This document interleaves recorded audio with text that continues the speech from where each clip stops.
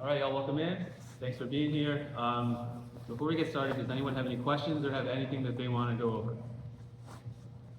Awesome. We're going to continue in our back attack series. I'm going to use Jason here. Before we do, we're going to do 3 techniques today, but I want to go over 3 concepts first. These concepts are all about how you can manipulate your opponent's body to attack the back, or recognizing when there's an opportunity to attack the back based on what they're doing. The first one is going to be turning their hips over. So this could look like a leg drag, which we'll be doing today. But if I do this leg drag, I've turned his hips. That's going to rotate his torso and shoulders, and that's going to expose the back right here.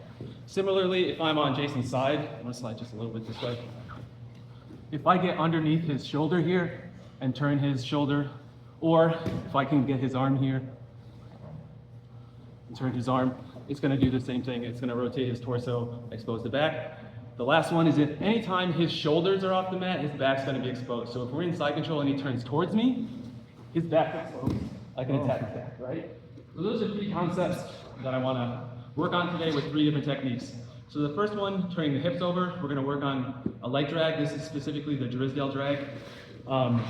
If we're here in De La Riva, the drag is going to start by me taking a cuffed grip on his pants, knuckles down. I'm going to pump forward with my hips, which is going to let me redirect this and thrust it backwards. And as I do that, I'm pinning his hips down with my knee. So this is a really strong position. And even if he wants to try to get his shoulders to the ground, it's going to be tough because I've got his spine twisted at the bottom. From here, I take my underhook, I get under his arm and get that collar grip. And then I finish on side control right here. From here, it's going to be really easy to encourage him to turn a little bit more. And then the concepts we went over last week with the back are glue, seatbelt, and near side hook. So the first one is glue. I'm gluing my back to his chest. Second one is seatbelt. I'm securing a seatbelt grip. And then I'm getting the near side hook by putting my foot in and taking it. So again, from the top, we're in De La Riva here. I get my grip, knuckles down on the pants, cupping the ankle. I step forward, redirect, thrust, and squat down. So now I've got his hips turned and pinned. This hand swims underneath. Come to here. From here, I glue my back to his chest as I get the seatbelt grip. Chair sit for the near side hook. We're on the back. Any questions on this technique? Cool, let's get with a partner. So it's 2 times each. 1, 2, 3. I saw a couple things I want to talk about from walking around, but does anyone have any questions before we go over some stuff? Cool. So the first one I want to talk about is making sure that you pin the hip. So when you do the leg drag, everyone looks really good here. Some of you were probably just being nice by coming here. You really want to staple this knee down because that's going to prevent him from turning into you. If I don't do that, he just does all the way back here. So if we do all the trouble of getting this here and coming down, let's make sure that we staple this, and that's going to prevent him from turning to finish the pass. The next question I got asked is, once we got to here, it's like, what if his arm's already here? Well, then you're already on his back and you don't have to worry about it. You can just come right here. The other thing that we talked about at the last class was getting the gift wrap. This is an awesome opportunity to do that by clamping on the wrist or getting yourself a little bit of sleeve. That's going to help keep him here as well. So then you can take the back from there. The last piece is the closer I get my knee, let's turn around this way. The closer I get my knee to his head, the easier it's going to be to do this. If my knee's down here, I'm like, oh, struggling to get up here. So once I've got the seatbelt and I clean my chest, I really want to get my knee under his head, and I'm like, my whole body is pinning his back up so that he can't come down. And that's going to make it a lot easier to put this hook in, hold into me as we go. Any questions on those? Cool. Oh yeah. Yeah. You don't let go of the pant leg until you get the seatbelt, right? That's a great detail. Yes. So for the leg drag, generally I don't let go of grips until they're not serving me anymore. So if I get this grip, I'm going to keep this until I'm here, because this is pushing him away and it's preventing this from coming in, and it's also preventing, this is like still keeping his hips pinned now that I've taken my leg off. And from here, now I let go and switch to the seatbelt. So it's a great question. I don't let go of the grip until I'm ready to transition to the seatbelt, and I'm just switching that grip for this one up here. Okay. Any other cues? There's no other grip that you would go to other than that seatbelt from the pan.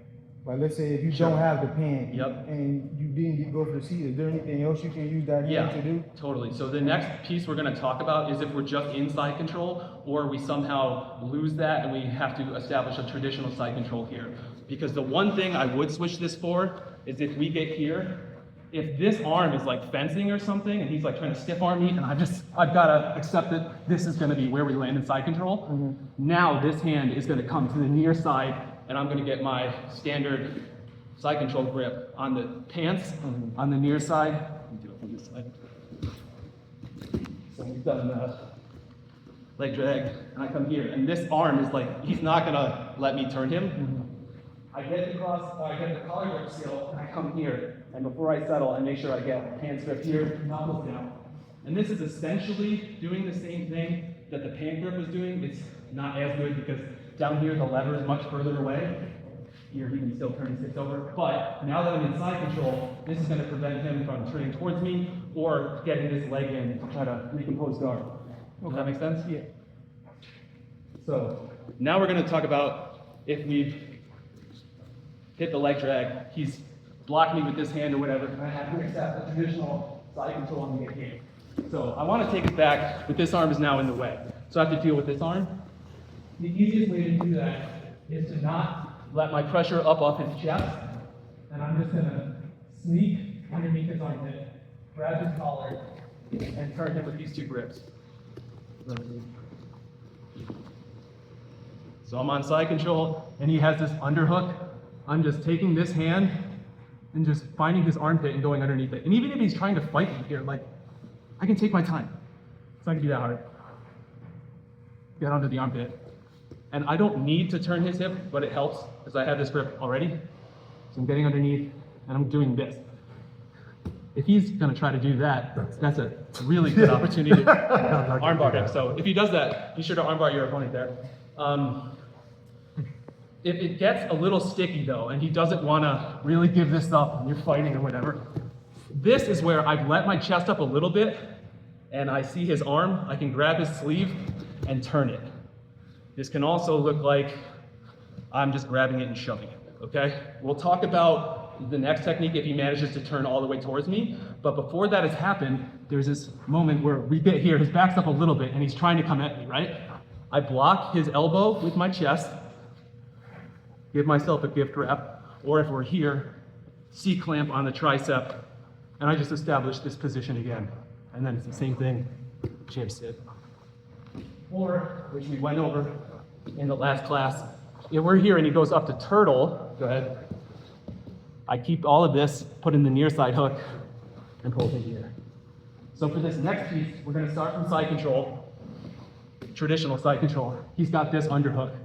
So I need to secure my hand on his hip here, swim underneath through the armpit here, and I'm getting the collar grip, and I'm turning him. And then your opponent is either gonna stay here, get the seatbelt grip, or he's gonna try to turtle. That's when I keep the seatbelt grip, put in the bottom hook, and pull him back. Any questions on that? Cool, let's go with our partners, try that 2 times each, 23. Any questions on that technique? That looked really good. I just want to go over one little detail on attacking the turtle real quick. So if Jason's in turtle here, I'm on his back. Again, it's the same detail. I want to get my knee as close to his head as possible, and that's going to make it, let's rotate this way, so back to the camera. We make it as easy as possible to take this foot and just flip it in this state. If I'm down here and I'm trying to get my foot up here, it's going to be really awkward. So the higher my foot is, easier it is to just sneak it in there. Does that make sense?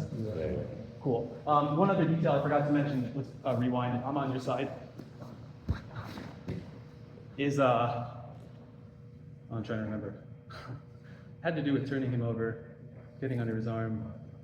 No, I think we already went over it. We're good.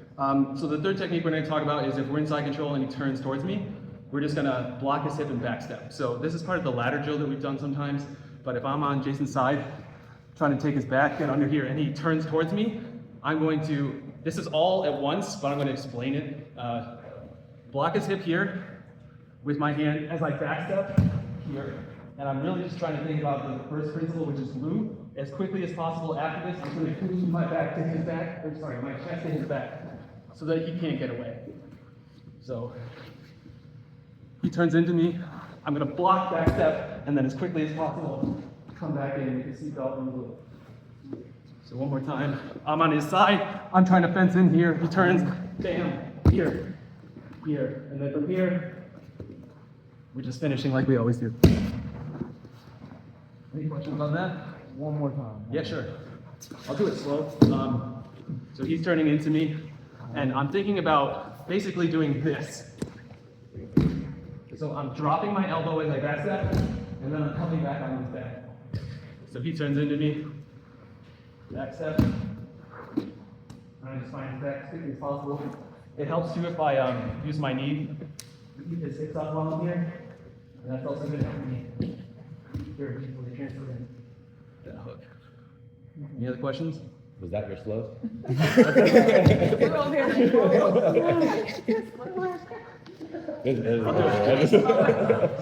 Sure. So, that's so funny. This move has to be explosive, but I will slow down this time, sorry. So he turns into me. I'm dropping my arm on his hip, and that's like where my weight goes, so that it's easy for me to get off my legs and whip it around. So I'm putting weight here, which kind of pauses him for just a second, and I'm backstepping, trying to clear his body, and I'm pinning my hips to his back now, and that's gonna hold him just long enough for me to replace that weight with my chest. Get the seatbelt, and then we're here. Does that make sense? All right, let's try it, and we'll talk about it. 1, 2, 3. Oh, there's a couple of details on that I want to go over, but are there specific questions before we do a little review? Okay, so there's a couple of like little things that make this easier. I'll try to do these slow. But the first one is, this is like the same thing again. The closer I get my knee to his head to start with, the easier this is going to be. So if he's here and he turns into me, my knee's here. I've already flared it preemptively, and I probably didn't even say that. So then I'm reaching over and dropping my elbow. This knee and my elbow are the pivots, and I'm just reaching as far back as I can. And my hip is going like from in front of him, up and over. And if we're trying to be nice to our training partners, but if you land on his face, it's not that big of a deal. You'll slide off. And he's probably going to be protecting his face, and if not, that's on him. So my knee flares a little bit.